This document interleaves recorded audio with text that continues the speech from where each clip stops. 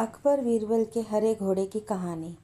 एक शाम राजा अकबर अपने प्रिय बीरबल के साथ अपने शाही बगीचे की सैर के लिए निकले। वह बगीचा बहुत ही शानदार था।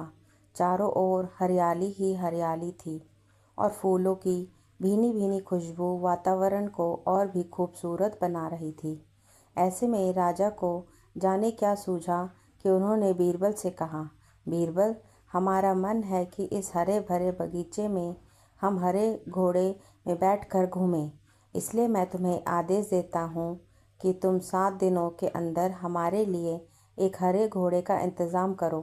वहीं अगर तुम इस आदेश को पूरा करने में असफल रहते हो तो तुम कभी भी मुझे अपनी शक्ल ना दिखाना। इस बात से राजा व बीरबल दोनों वाकिफ़ थे कि आज तक दुनिया में हरे रंग का घोड़ा नहीं हुआ है। फिर भी राजा चाहते थे कि बीरबल किसी बात में अपनी हार स्वीकार करे। इसी कारण उन्होंने बीरबल को ऐसा आदेश दिया। मगर बीरबल भी बहुत चालाक थे। वो भली भांति जानते थे कि राजा उनसे क्या चाहते हैं। इसलिए वो भी घोड़ा ढूंढने का बहाना बनाकर 7 दिनों तक इधर उधर घूमते रहे।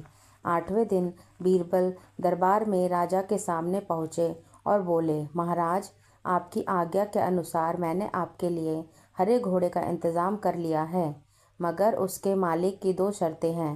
राजा ने उत्सुकता से दोनों शर्तों के बारे में पूछा। तब बीरबल ने जवाब दिया, पहली शर्त यह है कि उस हरे घोड़े को लाने के लिए आपको स्वयं जाना होगा। राजा इस शर्त के लिए तैयार हो गए। फिर उन्होंने दूसरी शर्त के बारे में पूछा।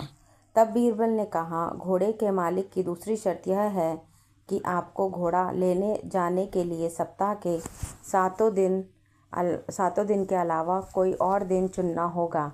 यह सुन राजा हैरानी से बीरबल की ओर देखने लगे। तब बीरबल ने बड़ी सहजता से जवाब दिया, महाराज, घोड़े का मालिक कहता है कि हरे रंग के खास घोड़े को लाने के लिए उसकी यह खास शर्तें तो माननी ही होंगी।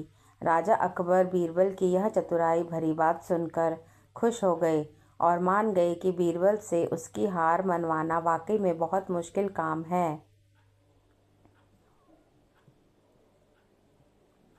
कहानी से हमें यह सीख मिलती है कि हमें सही सूझबूझ और समझदारी के साथ नामुमकिन लगने वाले काम को भी आसानी से किया जा सकता है। अगर आपको ये स्टोरी अच्छी लगी हो तो लाइक एंड सब्सक्राइब